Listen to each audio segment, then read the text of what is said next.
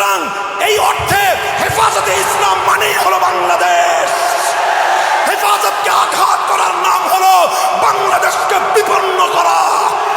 যারা বাংলাদেশের উপর আঘাত করতে আসবে সে হাত ভেঙে গুড়িয়ে দেব, ভেঙে গুড়িয়ে দেব।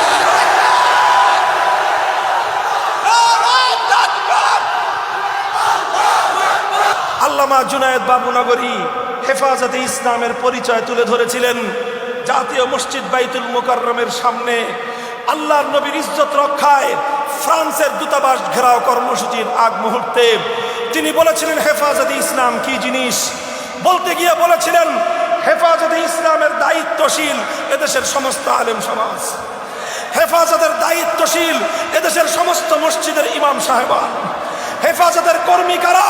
হেফাজতের কর্মী হলো সারা বাংলাদেশের 3.5 লক্ষ মসজিদের সমস্ত মুসল্লিরা। হেফাজতের কর্মী কারা?